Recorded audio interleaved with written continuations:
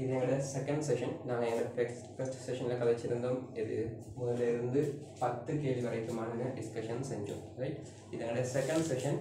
11வது கேள்வியிலிருந்து continue பண்ணுவோம். Right, பார்ப்போம். 11வது கேள்வி. உருவில் காட்டியவாறு சிம்பிள் ஏ பக்க நீளமுள்ள சீரான அடர்த்தியுடைய கனவுருக்கள் சீராக அடுக்கப்பட்டுள்ளது. ரைட், அப்போ சீரான ஒரு வடிவம் கனவுரு என்று சொல்கிறான். பக்க நீளம் ஏ என்று வச்சுக்கொள்ளுங்க. அப்படி தாராளமாக. நிறம் தீட்டப்படாத பகுதியில் உள்ள கனவுருக்கள் அடர்த்தி ரோ உடையன. ரைட், அது பண்ணப்படாத பகுதிகள் ரோ அடர்த்தியா. நிறம் தீட்டிய பகுதியின் கனவுருக்கள் அடர்த்தி 2 ரோ உடையன. ஓகே, எனின் தொகுதியின் விளைவில் ஈர்ப்பு மையத்தின் ஆள்கூறினை சரியாக தருவது. ரைட், நான் ஃபர்ஸ்ட் ஷார்ட்கட்டில் மூவ் ஆகிறேன், தென் மெத்தடுக்கு போவோம். இப்போ இதில் அவர் சொல்கிறார் நிறம் தீட்டப்படாததில் அடர்த்தி ரோ வேண்டும், நிறம் தீட்ட பகுதியில் அடர்த்திய 2 ரோ என்றும் தாரார். உங்களுக்கு தெரியும் M = V ரோவின் படி ரெண்டுமே A பக்க நீளமுடைய கனவுருக்கள். ரைட், ஆக கனவளவு மாறல்ல. M என்று சொல்றது அடர்த்திக்கு நேர் வீத சமனாக இருக்கும். அப்ப நான் சொல்றேன் இது நிறம் தீட்டப்படாத திணிவு நான் சிம்பிள் M என்றும், அப்ப நான் நிறம் தீட்டியது 2M ஆக இருக்கும். ரைட், இந்த செட்டப் எடுத்துக்கொண்டோம் என்றால் எனக்கு இந்த அச்சின் வழியே ஒருக்கா கன்சிடர் பண்ணுங்கோ. ஷார்ட்கட் தான் ஃபாலோ பண்றேன். இப்போ இந்த அச்சின் வழியை ஃபாலோ பண்ணினால் எனக்கு எப்படி தெரியுதுன்னா இந்த இதுகள் சமச்சீர் தன்மையாக இருக்கு இந்த அச்சின் வழியே. ஓகே, அப்ப டெஃபினெட்லி இதனுடைய எக்ஸ் ஆர் கூறு y ஆர் கூறுங்கிற நேரம் எக்ஸ் ஆர் கூறு என்று சொல்றது எக்ஸ் ஆர் கூறு 2a ஆக இருக்கும். மீன் 4a தான், ஸோ ஹாஃப்ங்கிறதால 2a ஆக இருக்கணும். y ஆர் கூறு ரெண்டு வார நேரம் நான் y பார் என்று வச்சுக்கொள்றேன். தென் நான் இந்த இது வழி நான் இதை கன்சிடர் பண்றேன் இந்த வழி. இப்போ கவனிங்க, இது நான் திணி அரேஞ்ச் பண்ணி வச்சதால 2 4 6 8 இதனுடைய நிறை 8m ஆக இருக்கும். கலர் பண்ணப்படாத திணிவு m எடுத்தேன், ஸோ 8m ஆக இருக்கும். திணிவா 8m ஆக இருக்கும். திரும்ப இதுக்கு போனால் 1 2 3 4, அப்போ 4m 1 2 3 4 8m மொத்தம் 12m ஆக இருக்கும். அப்போ இந்த அச்சின் வழியே இந்த சிஸ்டத்துல கீழே 8m மேல 12m வந்தால் டெஃபினெட்லி இதனுடைய ஈர்ப்பு மையம் இந்த பாயிண்ட்டுக்கு மேலே தான் வரணும். அப்படி என்றால் y ஆர் கூறு 2a விட கூடிய பருமனுடையதாக இருக்கணும். சமச்சீராக இது மெட்டியம் தான் இங்கே 8m வந்திருக்கணும். இது 8 விட குறைய வந்தீங்கன்னா கீழே வந்திருக்கணும். இது 8m விட கூடவா இருக்கிறதால என்ன செய்யணும், 2a விட கூட வரணும். ஸோ இப்படியான ஆப்ஷன் பார்த்தீங்களா இருந்தால் 2a உள்ளது வந்ததாக இருந்தால் 1 2 5 வரணும். ஸோ 5 வராது, என்ன 2a 2a ஈக்குவல் அல்ல. So 1 2 so first answer 11 a கீழ் 5 y ஆகும். ஸோ ஃபர்ஸ்ட் ஆன்சர் வரணும், செகண்ட் வராது. Okay, first answer. இப்போ எனக்கு x பார் காணது இஷ்யூ இல்லை, y பார் எக்ஸாக்ட் வேல்யூ காணணும். ஸோ எப்படி செய்ய போகிறோம்? இப்போ நல்லா பாருங்க, இந்த 8 மட்டும் விளைவில் ஈர்ப்பு மையம் இந்த பாயிண்ட்ல வரும். அதனால் 8m அல்லது 8mg வச்சுக்கொள்றோம். அதே மாதிரி மேலே போனால் 12m கண்டுட்டோம். ஆனால் எப்படி இந்த அச்சின் வழியை பார்த்தீங்கன்னா இந்த அச்சின் வழியே இது ரெண்டும் ஒரு சிமெட்ரிக் டிசைன் இருக்குது. அப்போ டெஃபினெட்லி இதனுடைய ஈர்ப்பும் வைக்கும் என்றால் இந்த இடத்துல 12mg என்று வரும். இது நான் தனியாக செப்பரேட் பண்ணி எடுத்து காட்டினால், ஓகே, இந்த இடத்துல 12mgயும் இந்த இடத்துல 8mgயும் காணப்படுது. இதுக்கு இடப்பட்ட இந்த டிஸ்டன்ஸ் என்ன சொல்லுங்க, 2a ஆக இருக்கும். இந்த பாயிண்ட் 2a ஆக இருக்கும். நான் எனக்கு தெரியும் விளைவில் ஈர்ப்பு மையம் எங்கே வரப்போகுது என்றால் இந்த ரெண்டுக்கும் இடையில நான் கெஸ் பண்றேன் இந்த இடத்துல வர மாதிரி. இந்த தூரத்தை எப்படி காண போறோம்? ஃபர்ஸ்ட் ரேஷியோ எடுத்துக்கொள்ளும். இது 4 பிரிச்சோம் என்றால் 2 தடவை, இது 3 தடவை. ஆகவே இந்த இதனை வைக்கும் என்றால் 2a மொத்த ரேஷியோ 5ஆல பிரிச்சு இதுக்கு சின்ன தூரம் இன்னும் பெரிய தூரம் வரும். நம்ம ரஃப்லி போட நோ இஷ்யூ. இந்த இடம் மார்க் பண்ணணும், பிரச்சனை இல்லை. நான் இந்த இடத்துல மார்க் பண்ணுறேன். ஸோ இது என்னவாக இருக்கும் என்றால் ரேஷியோஸ் மாற்றி கொடுக்கணும். ஸோ 3 இருக்கு. எனக்கு வரும் இது 6a/11 என்று வரும். அப்போ எங்கேயும் சொல்லுங்க, நான் இந்த கேப்பில் தான் நான் மென்ஷன் பண்ணினேன். இது தான் 2a நம்ம சூஸ் பண்ணி கண்டுபிடிச்ச இடம் இது. அப்போ இந்த கேப் 6a/5 இது வரும் 6a/5 என்று வரும். ஸோ இங்கிருந்து மெஷர் பண்ணணும் என்றால் இந்த தூரம் என்னவாக இருக்கணும், இது ஒரு a ஆகவே y bar exact value 6a by 5 plus a hit பண்ணி பாருங்க 11a by 5 and exact value வரும். So first answer சரியான answer. Okay, second கேள்விக்கு வாங்க. பொருள் காட்டியவாறு ஒரு யூகுழாயில் ஆவியாகாத திரவம் ஒன்றும் மறுபக்கத்தில் நீரும் உள்ளது. ரைட், அப்ப என்னது? இந்த திரவம் ஆவியாகாதான், இது நீர் என்று சொல்லுகிறார். திரவம் உள்ள குழாயின் முனையில் ஒரு ஒளி முதலை பிடிக்கும் போது அடிப்படை பரிவில் பரிவுறுகிறது. ஸோ இங்கே ஒரு சோர்ஸ் வச்சுக்கிறோம். ஸோ பரிவு அடிப்படையாக ஹைலைட் பண்ணிக்கோங்க, அடிப்படை பரிவுங்கிறது. மற்ற முனையில் அதே முதலை பிடிக்கும் போது ஹைலைட் பண்ணுங்க, அதே முதலை பிடிக்கும் போது முதலாம் மேற்றோனில் பரிவுறுகிறது. அந்த முதலாம் மேற்றையும் ஹைலைட் பண்ணிக்கோங்க, பரிவுறுகிறது. நீர் நடத்தி 1000 கிலோகிராம் மீட்டர் எனில் திரவத்தின் அடர்த்தி யாது? முனை திருத்தத்தை புறக்கணிக்க ரெண்டும் அது மாதிரி வழியில ஒளியில வேகம் தாரம். இப்போ எனக்கு இது அடர்த்தி காணும், இதுதான் கேள்வி. இந்த முனையில் ஒரு சோர்ஸை பிடிக்கிறோம். ஸோ அந்த சோர்ஸ் பிடிச்ச நேரம் எனக்கு கிடைச்சது அடிப்படை பரிவம். அப்போ அடிப்படை பரிவு என்றால் இந்த மாதிரியான வடிவம் வரணும். அதே சோர்ஸை கொண்டு போய் இந்த இடத்துல பிடிச்ச நேரம் எனக்கு முதலாம் மேற்றோனி என்று சொல்லிக்கிறார். அப்போ முதலாம் மேற்றோனியோட அலை வடிவம் ரஃப்லிக்கீரம் எம்சிக்கு தான் இந்த மாதிரி வரணும். இப்போ எனக்கு இது நான் சொல்ல போறேன் lambda by 4 3 மடங்கு என்று. இது நான் சொல்ல போறேன் 1 சென்டிமீட்டர் சொல்றது lambda by 4 என்ற மாதிரி. ஓகே, அப்ப இது யாராக இருக்கும் என்றால் இது 3 சென்டிமீட்டர்ஸ் ஆக இருக்கணும் இந்த கேள்வி. ஓகே, எனக்கு தெரியும் இது ஓவராலா இவர் 10 ஒன்று 11 சென்டிமீட்டர், இது 3 சென்டிமீட்டர் என்றால் மெஷர்மெண்ட்ஸ் படி வரையப்படல, இது 8 சென்டிமீட்டர் ஆக இருக்கு. ஓகே, இப்போ நான் பஸ்கால் லோவை இதுக்கு நீருக்கு யூஸ் பண்ண போறேன். ஒரு கிடைமட்டத்தில் நீர்த்த அமுக்கம் பார்க்க போறோம். ஸோ என்ன வைக்கும், நான் ஷோல் கட்டி பாவின் h1 ρ1 ஈக்குவல்ஸ் h2 ρ2 இன் படி. இந்த இடத்துல வர h என்பது 8 சென்டிமீட்டர்ஸ், அதுக்கு மாற்றம் தேவையில்லை. ρ என்பது நீர் தான், ஸோ 1000 வரும். h2 10 சென்டிமீட்டர், ρ2 ρ l என்று போட்டு 0 0 கேன்சல். ஸோ ρ l என்பது 800 கிலோகிராம் மீட்டர் மைனஸ் 3 ஆக இருக்கிறது. ஸோ இதுதான் ஆன்சர். செகண்ட் அல்ல தேர்ட் ஆன்சர். ஓகே, 13வது கேள்வி.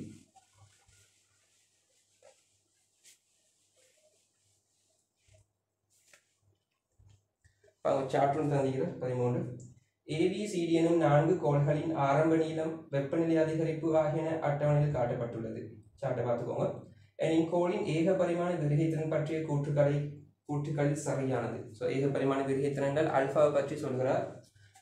அப்படின்னா எப்படி கன்சிடர் பண்ணுறேன் தெரியும். E சமன் L naught alpha theta general formula. ஆனால் இங்கே அவர் டெல்டா எல்ன்ற நோட்டேஷன், இதுக்கு L இதுக்கு அல்ஃபான்னு வச்சுக்கொள்றேன், இதுக்கு டெல்டா T என்று வச்சுக்கொள்றேன். ஸோ அவர் யூஸ் பண்ண நோட்டேஷன்ஸ். அல்ஃபாவை பற்றிய கூட்டம். ஸோ அல்ஃபா அரேஞ்ச் பண்ணால் எனக்கு இன்டூ டெல்டா T என்ற இந்த ஃபார்மட் கிடைக்கும். ஓகே, அந்த சார்ட்ல இருந்து நான் ஒவ்வொன்றையும் காண போறேன். இது அல்ஃபா ஏட என்னவாக இருக்கும், அல்ஃபா பீட என்னவாக, அல்ஃபா சி அது மாதிரி அல்ஃபா டி என்னவாக இருக்கும். முதலாவது இங்கே சென்டிமீட்டர் மீட்டர்ஸ் தந்தியன் எல்லாத்துக்கும் காமனாக இருக்கிறதால அழகு மாற்றங்கள் நான் போகல, ஜஸ்ட் நான் வெளியூசை மட்டும் போட்டோம். ஃபர்ஸ்ட் ஏ கழிச்சும் என்றால் எல் 2 சென்டிமீட்டர் டெல்டா எல் ஆகும். டெல்டா எல் என்பது 2 தர 10⁻4. எல் என்று சொல்றது 2 சென்டிமீட்டர் அப்படி இருக்கட்டும். டெல்டா டி என்பது 20. அதே மாதிரி அல்ஃபா பிக்கு வந்தீங்கன்னா 4 தர 10⁻4, இது 4 சென்டிமீட்டர், இது 20. அல்ஃபா சிக்கு போனால் 8 தர 10⁻4, இது 4 20. ஓகே தானே. அடுத்துக்கு போனால் 2 தர 10⁻4, அதற்கு 1 தர 10. ஓகே, இப்போ லைட்டாக சுருக்கும். எப்படி சுருக்கிறேன் என்றால் இந்த 2 வெட்டி விட்டேன், 4 வெட்டி விட்டேன். சரி, அது மாதிரி இது பிரிச்சோம் என்றால் இங்கே 2 டைம்ஸ்னு வரும், இது 200 தான் வரும். இது நான் அடுக்குகள் அப்படி எதுவுமே நான் ஜஸ்ட் போடுறேன். 10⁻4 20 என்று வச்சு போடுறேன். அப்புறம் அது கே என்று சும்மா வச்சு போடுறேன். இதுக்கு போனாலும் சேம் இதான் கே. இதுக்கு போனீங்கன்னா 2 ஒன்று வரும், அப்புறம் 2K என்று வரும். இதுக்கு போனால் இதை கொஞ்சம் மேலேயும் கீழே 2 அளவு இருக்கா பெருக்கி கொள்றேன். அப்போ கீழே 20, மேலே என்ன வரும் 4 டைம்ஸ் வரும். 4 தர 10⁻4 20 என்று வரும். ஓகே, அப்போ எனக்கு 4K என்று வரும். ஓகே இப்போ ஒன்றாக பார்ப்போம். முதலாவது கூற்று கோல் சிம்பிள் A, B விரிகைத்திறன் சமனாகும். ஏடியும் பிடியும் விரிகைத்திறன் ஓகே சமனாகும். முதலாவது ஆன்சர் சரி. இரண்டாவது கோல் ஏட விரிகைத்திறன் சியின் விரிகைத்திறனின் இரு மடங்காகும். ஏட விரிகைத்திறன் சீட இரு மடங்காகும். இல்ல சிக்கு தான் இரு மடங்கு. சி தான் ஏட 2. ஓகே அப்ப பி கூற்றுக்குள்ள சிக்கு வந்த கோல் D in விரிகைத்திறன் goal be in விரிகைத்திறன் 8 மடங்கு. நோ. சோ கோல் டி ட விரிகைத்திறன் பி ட மாதிரி 4 மடங்கு. 8 மடங்கு இல்ல. அப்ப அதுவும் பிழை. ஆன்சர் ஃபர்ஸ்ட் மட்டும் வரணும். ஏ மட்டும். Question number 14.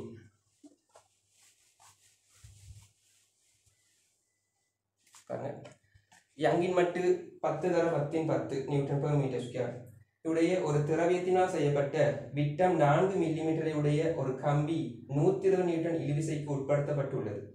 இக்கம்பி வழியே நெட்டாங்காலின் வேகம் VL-க்கும் குறுக்காலின் வேகம் VT-க்கும் இடையிலுள்ள விகிதம் VL/VT பரமனியாதென்றும் π3 என்றும் தாரம். ஓகே எனக்கு தெரியும் ஈர்க்கப்பட்ட எழில குறுக்கால கதிக்கான ஃபார்முலா and நீள்பக்க அழைத்த அதிவேகத்துக்கான ஃபார்முலா. ஸோ இது வந்து நீள்பக்க அலையில கதிக்கான ஃபார்முலா. என்ன வைக்கும் என்றால் இன் கீழ் ரோ எண்டு இதுக்குள்ள ருட்டுக்குள்ள.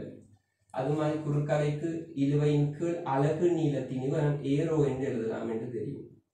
இங்க ரோ கேன்சல் பண்றேன்.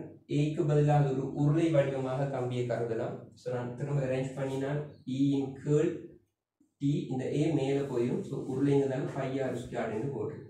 Right okay. ஸோ வர்க்கமூலம் கண்டால் வரும்.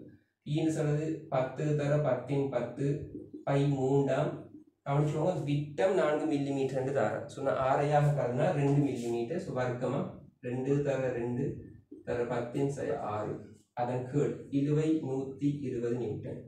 ஸோ இதுக்கு வர்க்கமூலம் காணணும். என்ன செய்வோம் நல்லா பாருங்க. இந்த 10 3 6 12 10 ஃபுல்லா வெட்டி விட்டால் கேன்சல் ஆகும். அப்ப எனக்கு இது 10 10 தர 10 ஸோ எனக்கு 10 10/6 அப்போ உங்களுக்கு வரும் 14 இண்டெக்ஸ்ல ஹாஃப். ஸோ 100 என்பது ரேஷியோவாக இருக்கு. சரி ஆன்சர் நான்காவது answer. Next move to question number 15. 15வது கேள்வி.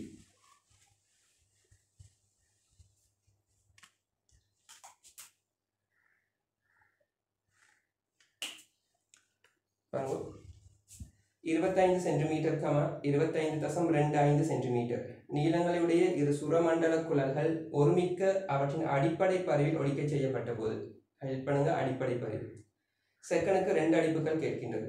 முனைவு திருத்தத்தை புறக்கணித்து இக்குழாயின் மீடுரன்கள் முறையே. இது ஒரு முனை மூடியதா அல்லது இருமுனையும் திறந்ததா என்று சொல்லல. என் முனை திருத்தம் புறக்கணியம் சொல்லிக்க திறந்த குழாய்களாக இருக்கணும். பட் அதை புறக்கணியம் சொல்றேன். அப்ப எது எப்படியோ எனக்கு தெரியும் இந்த குழாய்கள்ல உள்ள பரிவு நீளம் அதனுடைய மீடுரனுக்கு நேர்மாறு விகித சமன். அடிப்படையா இருந்தாலும் சரி ஒரு முனை மூடியதா இருந்தாலும் இருமுனை திறந்தா இருந்தாலும் நேர்மாறு விகித சமன். அப்ப அடிப்படை கேஸ் தான் கதைக்கணும். ஸோ நமக்கு இஷ்யூ இல்லை. அப்போ ஃபர்ஸ்ட் சிச்சுவேஷன்ல மீடுரன் நான் F1 எடுக்கிறேன். அப்போ உள்ள லென்த் 25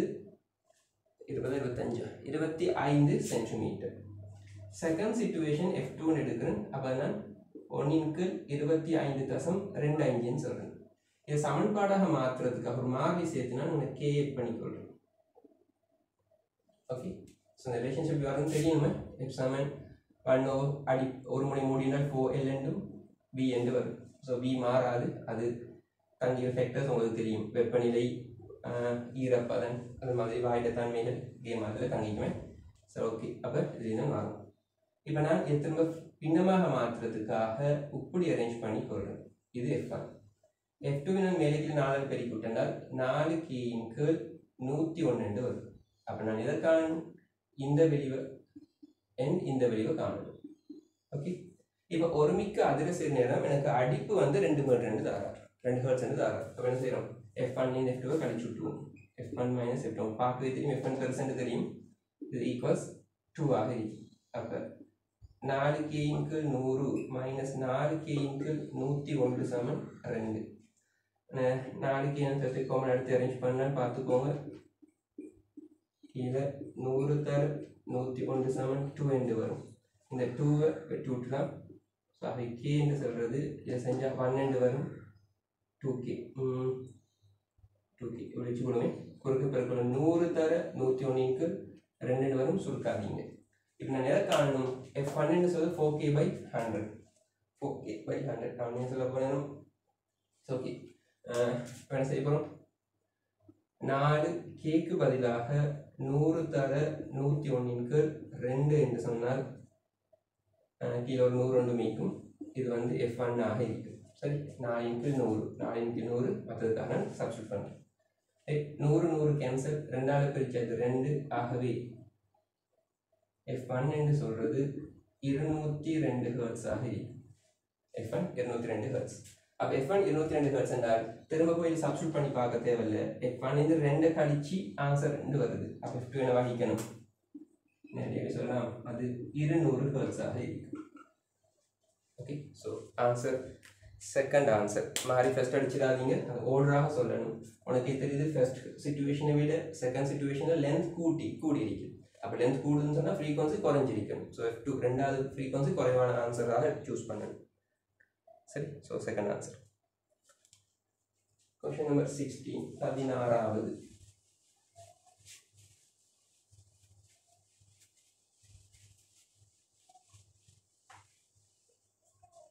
பாருங்க, குழாய் ஒன்று வடிவம் தாரேன்.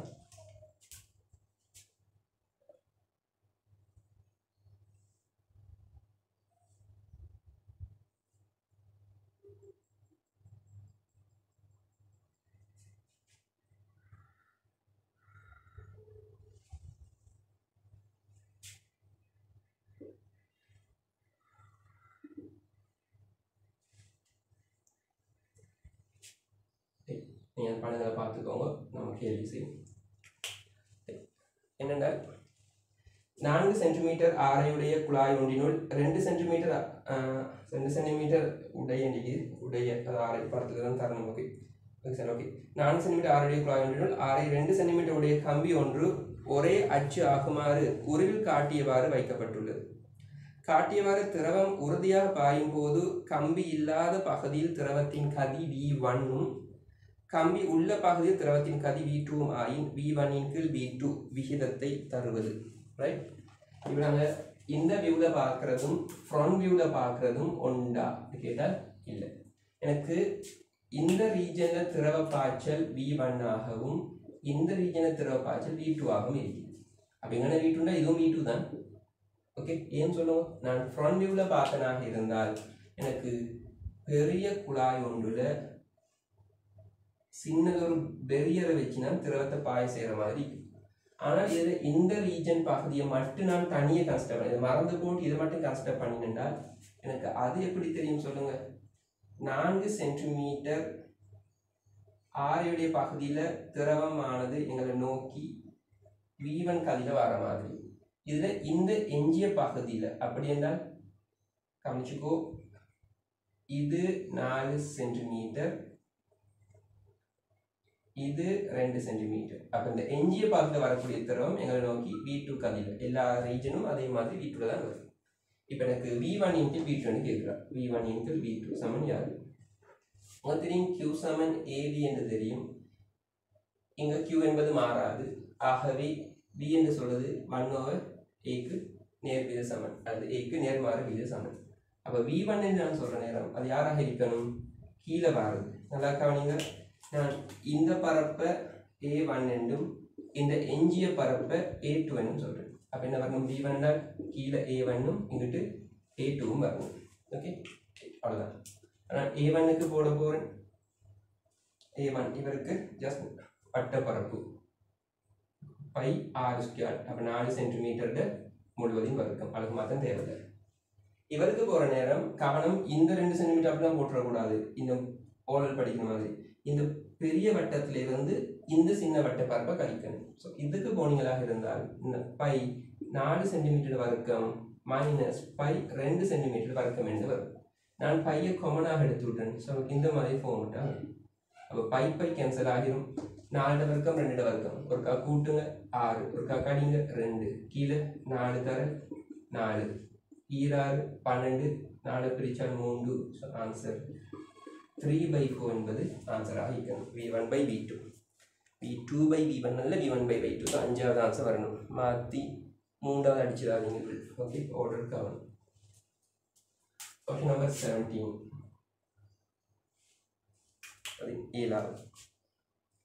17வது படம் ஒன்று தாரா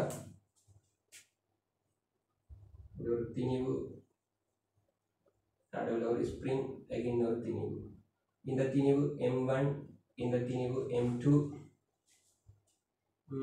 இவரோட உந்தம் pம் அடுத்தவரோட உந்தமும் p தான் இந்த மாதிரி போட்டு மார்க் பண்றாங்க ஓகே உந்தமும் p தான் இடவில் மாறி k என்று கேள்வியில் சொல்லிக்கிறான் m1, m2 அதாவது ஒரு கண்டிஷன் தாரம் அதை கேர் எடுக்காம போயிடுவானா கட்டாயம் அதில் கேர் எடுங்க m1 என்பது m2 பெருசென்று தாரம் திணிவுகளுடைய 2 துணிக்கைகள் திணிவு அற்ற விற்றுள் ஒன்றில் முனைகளுக்கு இணைக்கப்பட்டு அவை சர்வசமனான p பருமனையுடைய உந்தம் என்று வரணும் உந்தங்களுடன் இயங்கும் காணிலை ஒன்றை படம் காட்டுகிறது விச்சொலின் நீட்சி அடையாத நீளம் L நோடும் கோடடிச்சுவோம் நீட்சி அடையாத நீளம் L நோடும் விசை மாறி கேயும் ஆகும் விச்சொலின் முனைகளுக்கு இடைப்பட்ட நீளம் சிம்பிள் எல்லாக உள்ள கணப்பொழுதில் தொகுதியின் மொத்த பொறுமை சக்தியாக அமைவது ஹைலைட் பண்ணுங்க மொத்த பொறுமை சக்தியாக விச்சுள் உபயோகிக்காமல் நடக்கிறது என கொள்க அப்படின்னா வித சமையல் கேசஸ் உண்டு அதை தாண்டவில்லை என்று அர்த்தம் ரைட் இப்போ இது லென்த் L ஆனால் எந்த ஃபோர்ஸும் அப்ளை பண்ணாமல் இந்த லென்த் இருந்தால் அது L நோடாக இருந்திருக்கும் அப்போ நான் ரஃப்லி சொல்கிறேன் அந்த ஸ்ப்ரிங் எந்த ஃபோர்ஸஸையும் ஃபீல் பண்ணாமல் இருந்தால் அது ஒரிஜினல் லென்த் L நோடாகும் இப்போ L ஆக இருக்குது இப்போ எனக்கு தெரியும் உந்தம் என்று சொல்றது திணிவு தர வேகம் என்று அப்படின்னா இவர் திணிவு தெரியும் ஸோ வேகம் என்றால் P-இன் கீழ் M என்று சொல்லலாம் அப்போ இந்த துணிக்கை வலது பக்கமாக P-இன் கீழ் M என்ற வேகத்தோட போகும் இவரும் அதே திசையில் P-இன் கீழ் M2 என்ற வேகத்தோட போகும் இப்போ தொகுந்த மொத்த பொறிமுறை சக்தினால் இவட இயக்க சக்தி இவட அழுத்த சக்தி இவர்கள் சேமிக்கப்பட்ட மீதி அழுத்த சக்தியை கண்டுபிடினா சரி அவ்வளோதான்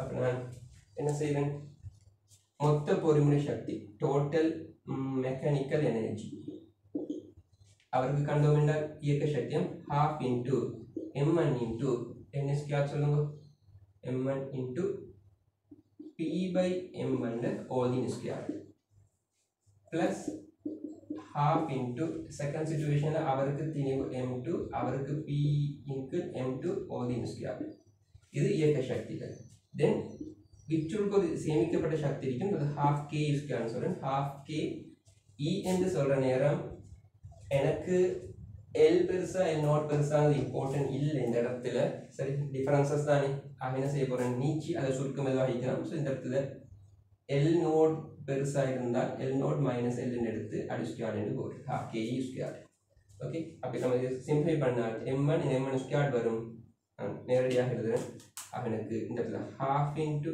m into m1 கேன்சல் ஆகிடுவேன் p ஸ்கொயர் இன் கீழ் m1 என்று plus half into p square in curl m2 plus half k L naught minus L all in square என்ற இந்த ஆன்சர் வரும் எத்தனாவது ஆன்சர் ஃபர்ஸ்ட் வராது செகண்ட் ஓகே செகண்ட் வரலாம் தேர்ட் ஸ்கொயர் இல்லை தேர்ட் வராது ஃபோர்த்தில் L minus L naught மாற்றி போட்டுக்காங்க எல்லாம் ஒன்று தான் x square sorry x minus y all in square என்பதும் y minus x all in square என்பதும் ஒன்றுதான் அடி 4 சை 2 வர்க்கமும் 2 சை 4 பொழுதின் வர்க்கமும் ஒன்றுதான் ஸோ ஃபோர்த்தும் ஆன்சராக தரணும் ஃபிஃப்த் மைனஸ் வரதால வராது அப்போ ஆன்சர் 2 இல்லாட்டி 4 வரணும் ஆனால் இப்போ இதுகளில் எதில் கழிக்கணும் அப்படிங்கிறது சக்தி தானே ஓகே இ ஸ்கொயர்ங்கிறது நமக்கு அது இஷ்யூ ஆகிற ஒன்று இல்லை பட் இருந்தாலும் இந்த கண்டிஷன் ஒன்று தந்ததால் கொஞ்சம் நம்ம திங்க் பண்ணி பார்ப்போம் என்ன கேஸ் ஆகிருக்கும் m1% நான் யூஸ் பண்ணவில்லை ஸோ யூஸ் பண்ணி பார்ப்போம் இப்போ உங்களுக்கு தெரியுது இந்த வேகத்தை நான் v1 என்று சொல்கிறேன் இந்த வேகம் p இன் கீழ் m1ங்கிறது v1 என்றும் p இன் கீழ் m2 என்று சொல்றது v2 என்றும் சொல்றது. p மாறாது. யாருக்கு திணிவு குறையவோ அவருக்கு வேகம் கூடவாக இருக்கும். அப்ப இந்த இடத்துல நான் இதுல என்ன முடிவுக்கு வர போறேன்னால் v1 v2ல v2ல வேகம் பெருசு. அப்ப முன்னாடி போற இவரை விட இவரு நோக்கி வர போறார். ஓகே, அப்ப இவர் நோக்கி வரார் என்றால் என்ன வைக்கும் சொல்லுங்க, இந்த L குறைஞ்சிடும். இவருடைய ஸ்பீடை விட இவருடைய ஸ்பீட் கூடு. அப்ப கூடுன்னு சொன்னா ஒரு செகண்ட் இவர் மூவ் ஆகுறது இவர் மூவ் ஆகுறது கெட் கூடு. அப்படின்னு ஸ்ப்ரிங் நல்லா நெருக்கப்படும். அப்ப நெருக்கப்படுவதாக இருந்தால் ஓகே, நெருக்கப்படுவதாக இருந்தால் L நோட்ல L நோட் பெருசாகும், L சின்னதாக மீக்கும். அப்ப நான் ஓர்டரா கழிச்சனாக இருந்தால் L நோடின் L கழிக்கணும். ஸோ செகண்ட் ஆன்சர் தான் வரணும். ஸ்கீம்ல 4 கொடுத்திருக்கிறேன். எக்ஸாக்டாக சொன்னால் 2ம் 4ம் ரெண்டையும் கொடுக்கலாம். சரி, ஸோ ஆன்சர் 2ம் 4ம். அது யாருக்கும் கன்ஃபியூஷன் வராது, ரெண்டுமே ஆன்சர். 18வது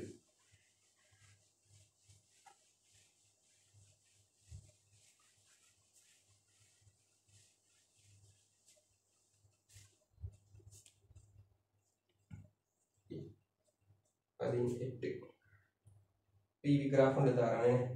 இலட்சியவாரி மாதிரி ஒன்று சக்கர செயல்முறை ஒன்றுக்கு உட்படுகிறது. கீழே கொண்டா ஈஸியாக இருக்கும். அதை கோட் அடிச்சுக்கோங்க. சக்கர செயல்முறை என்பது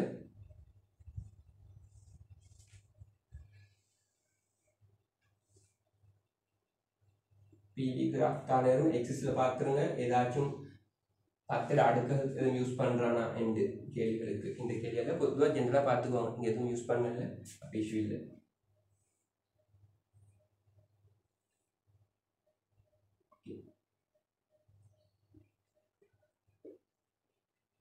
ABC ஓகே, இந்த மாதிரி ஒரு சக்கர செயல்முறை தாரா ஏரோ கோட்டோட சரி. சக்கர செயல்முறை தெரியும், ஆரம்பிச்சதும் முடிஞ்சதும் ஒரு பாயிண்டாக இருக்கணும். ஓகே, பாதை AB வழியே 100 ஜூல் வெப்பம் உறிஞ்சப்படுகிறது. ஸோ AB வழியே 100 ஜூல் வெப்பம் உறிஞ்சப்படுகிறது. அப்ப இந்த ரீஜன்ல உறிஞ்சப்படுங்கிறதால அது டெல்டா Q பிளஸ் 100 ஜூலாக இருக்கும். பார்த்ததும் எனக்கு தெரியும் இது டெல்டா W 0. காரணம் மாறா கனவளவுல இந்த விஷயம் நடக்குது. ஸோ கனவு மாறாட்டி வாயுவினால் அல்லது வாயு மீது செய்யப்பட்ட வேலை 0. ஓகே, தென் பாதி BC வழியே சேரல் இல்லா செயல்முறை நடைபெறுகிறது. BC வழியே அப்ப இந்த ரீஜன்ல டெல்டா Q 0 என சேரல் இல்லா செயல்முறை நடக்கிறது. இச்செய்கையில் வாயுவினால் செய்யப்பட்ட வேலை கோட் அடிச்சுக்கோங்க. வாயுவினால் செய்யப்பட்ட வேலை 60 ஜூல். அப்ப இதுல டெல்டா W பிளஸ் 60 ஜூல், வாயுவினால் செஞ்சால் பிளஸ் 60 ஜூல் ஆகும்.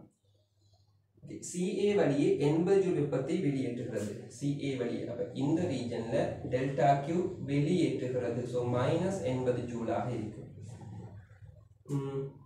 ஏயில் அகசக்தி 600 ஜூல் எனில் சியில் அகசக்தி யாது? ரைட், இப்போ என்ன சொல்றாங்கன்னா CA வழி 80 ஜூல் வெப்பத்தை வெளியேற்றுகிறது. Okay, minus 80 joule. ஏயில் அகசக்தி 600 ஜூல் எனில் சியில் அகசக்தி யாது? ஏல அகசக்தி 600 ஜூலாம். அப்ப இந்த இடத்துல உட்சக்தி U என்பது 600 ஜூலாக இருந்தால் இங்க உள்ளது நான் UC வச்சுக்கொள்றேன். இது என்னவாக இருக்கும்னு கேட்கிறோம். சக்கர செயல்முறை தெரியும், மொத்தமாக டெல்டா U 0 வரணும், உட்சக்தி மாற்றம் 0 இருக்கணும். ஆனால் தனித்தனியே காண்றேன். இந்த ரீஜன்ல டெல்டா Q 100, டெல்டா W 0. எனக்கு வெப்ப இயக்கவியல் முதலாம் இது தெரியும், delta U plus delta W. அப்ப இது 100, இவர் 0னா டெல்டா U இந்த கேப்ல 100 ஜூலாக தான் நீக்கும். 100 ஜூலாக தான் நீக்கும். அப்ப 100 ஜூல் இது 600, இந்த இது 700 ஜூலாக இருக்கணும். இறுதி மைனஸ் ஆரம்பம் 500 அல்ல 700. திரும்ப இந்த ரீஜனுக்கு போகல, இங்க delta Q 0, delta W plus 60 என்றால் இந்த ரீஜன்ல டெல்டா U மைனஸ் 60 ஜூலாக இருக்கணும். அப்படின்னா இதை விட 60 எனக்கு குறைவாக இருக்கணும். அப்ப UC என்பது 640 ஜூலாக இருக்கணும். So answer 640 joule. Third answer. Okay, 19 doctor effect கேள்வி.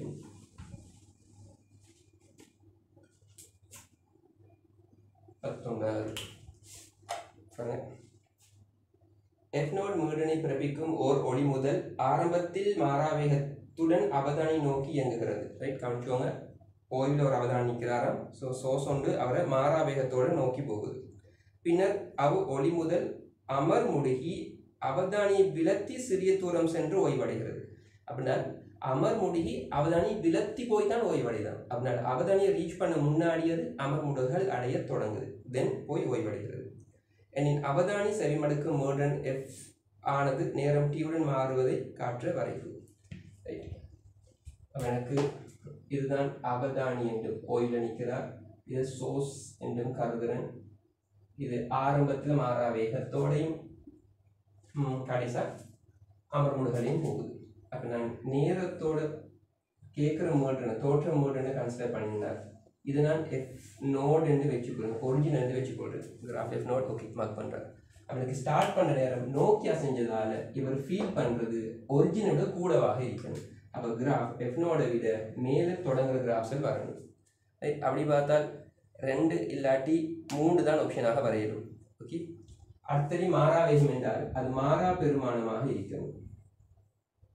ரைட், மாறா பெருமானமாக இருக்கணும். நான் எடுக்கிறேன் இந்த இடத்துல வச்சு அமர்முடுகு அடைய தொடங்குது. அப்போ அமர்முடுகு அடைய தொடங்குது என்றால் நல்லா விளங்குவோ, என்னுடைய வேகம் குறைஞ்சதால உணரக்கூடிய மீட்டனும் என்ன செய்யும் என்றால் குறைஞ்சிட்டு போகும். ஃபார்முலா வைஸா கலைக்கணும் என்றால் இவர் ஃபீல் பண்ண டேஷ் எழுதலாம். எப்படி சொல்லுங்க, C incurred C minus US into F naught என்று வரும். இப்போ பாருங்க, எப்படியுமே கீழே உள்ள வேல்யூ சியை விட குறையதான்.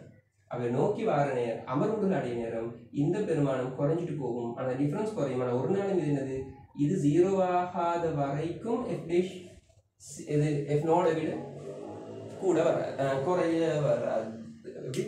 யூஎஸ் இது எப்பவுமே எஃப் டேஷ் இது சி விட குறையும். அந்த எஃப் டேஷ்ங்கிறது 1 விட கூட. இது 0 ஆகினால் 1 ஆகிடும். ஐ மீன் எஃப் நோட் ஆகிடும் ரேஷியோஸோட.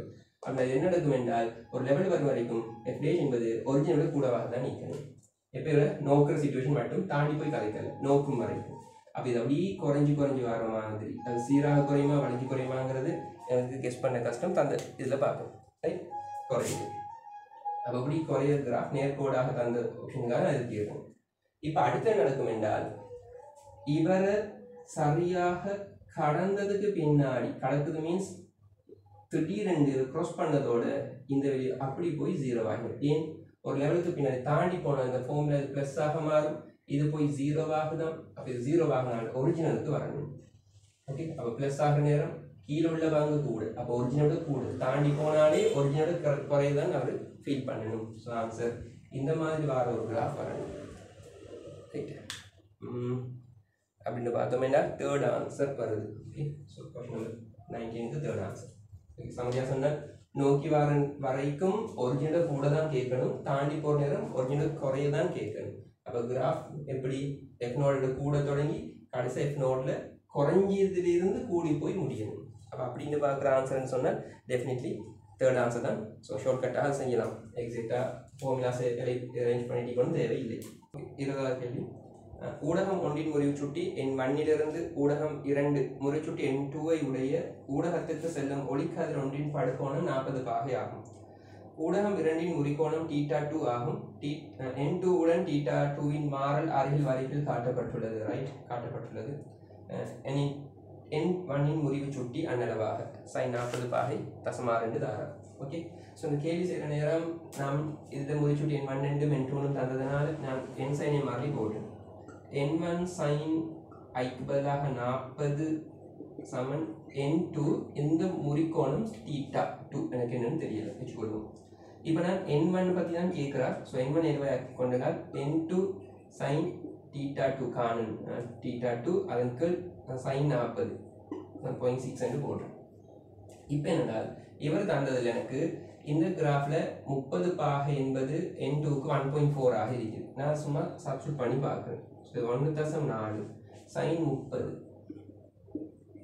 அதன் கீழ் 0.6 sin 30 என்றால் half, 1.4 என்றால் 0.7, ஆகவே 7/6 என்று வரும் 1.16. ஸோ அன்னளவாக கேட்கறதால n1 1.2 என்கிறதாக இருக்கு. ரைட், சப்போஸ் நான் வேறொரு வழியை கெஸ் பண்ணி பார்க்கலாமான்னு கேட்டால் என்ன தந்த ஆப்ஷன்ஸில் எனக்கு எது ஆன்சர்ன்னு தெரியாது. n2க்கு நான் இதை போட்டு வந்ததால் இதுதான் ஆன்சர் நான் கன்ஃபார்ம் பண்ணவும் மேலாது. அப்போ என்றால் இதில் 1.6க்கு நேராக உள்ள வெளியே பார்த்தா நியர்லி 20 பாகை 25 அல்ல 20 பாகை மாதிரி வருது. சரி, அப்போ என்ன அர்த்தம்? இந்த இடத்துல இந்த θ2 குறைஞ்சி N2 கூடி இருக்குது. இதுக்கா சுருக்கி பார்ப்போம். இப்போ 20 பாகைக்கு வெளியே தெரியாது. உங்கள் கால்குலேட்டரில் இந்த வீடியோக்கா செக் பண்ணி பார்க்குறேன். எம்சிக்கும் நீங்கள் நான் எடுத்துடலாம். நீங்கள் வேறு மேத்தமெட்டிக் படி sin 2θ வெரி நான் கெஸ் பண்ணேலும். பட் நான் இப்போதைக்கு இதை செஞ்சு விட்டுட்டு வேணும்னா டிஸ்கஸ் பண்ணுறேன். இப்போ என்ன பார்க்கணும்? sin 30 பாகை பார்க்கணும். sin 30 பாகை sin எத்தனை 20 பாகை sin 20 பாகை பார்த்தால் sin 20 பாகை 0.342 வருது. 0.34 இதை நான் இதை கெஸ் பண்ணேன். அப்போ நான் N1 வேற ஒரு அரேஞ்ச்மெண்ட் செஞ்சேன். N2க்கு பதிலாக 1.6 0.34 அதற்கு 0.6 உங்களுக்கே விளங்கும். இதை நியர்லி கெஸ் பண்ணால் 0.2 என்று வருது. 0.2 அல்ல 2 என்று வரும் கெஸ் பண்ணால். அப்படி வந்து N1 என்று சொல்றது 1 விட குறைஞ்ச விளைவாக வரும். உங்களுக்கு தெரியும், ஆன்சரை விட்டுரும். எந்த ஒரு ஊடகத்தில் முறிச்சுட்டியும் தனி முறிச்சுட்டியும் 1 விட குறைய வராது. வழிதான் மிகவும் குறைஞ்சது, அது 1ஆக இருக்கும். அது தரப்பட்ட ஆன்சரில் 1.2ங்கிறது ஆன்சராக வரும். அப்போ மற்ற ஆன்சர்ஸ் வராதாண்டா மற்ற வரத்துக்கு சான்சஸ் இல்லை. இந்த கிராஃப்ட ஹெல்ப்போட சேருங்க. நீங்கள் வேணுமென்றால் இதை செஞ்சு பார்க்கலாம். எப்படி நான் இதுக்கு கால்குலேட்டான எக்ஸாம் யூஸ் பண்ணி பார்க்கணும் அப்படின்னு தேவையில்லை. இந்த sin 20க்கு தானே நான் இப்படி அரேஞ்ச் பண்ணிக்கொண்டேன். sin 40 பாகை எனக்கு எழுதலாம். 2 sin 20 பாகை இன்ட்டு cos 20 எழுதலாம். சரி, அப்போ நமக்கு இந்த இடத்துல sin 40.6 தந்திருக்கிறான். 0.6 இது 2 sin 20 தெரியாது. நான் ரஃபி சொல்லி கவனிச்சுக்கோங்க. cos 20 சொல்றதெல்லாம் 0.9 விட கூட. அப்போ நீடி 1 நெருங்கின மாதிரி இருக்கும். ரைட், நான் சும்மா ஜஸ்ட் 0.9 மாதிரி வச்சு போடுறேன். இது மேலே வந்து பார்க்குறேன். ஸோ கேசிங் தான். அப்போ 0.3 பிரிச்சேன்னா இது 2 தடவை 0.2 3 தடவை நம்ம 2 கேன்சல் ஆகி. சரி, அப்போ எனக்கு sin 20ங்கிறது 1/3 ஓகே அந்த மாதிரி வரும். இப்போ நான் கெஸ் பண்ணபடியும் அது ஓகே 0.34 அப்படின்ற மாதிரி வரும். ஜஸ்ட் ஒரு கேசிங் தான். நீங்கள் அப்படி கூட போட்டு ட்ரை பண்ணி கேளும். ஸோ இந்த ஆன்சர் 1.2 என்பது அன்னளவான பெருமானம். ஓகே, ஸோ 20வது ஆன்சர் 5 ஆகுது. ரைட், ஸோ இந்த செஷனில் நாங்கள் 20 கேள்வி வரைக்கும் பார்த்துட்டோம். ஸோ அடுத்த செஷனில் மிச்சத்தில் பார்த்து கம்ப்ளீட் பண்ணுவோம். தேங்க்யூ.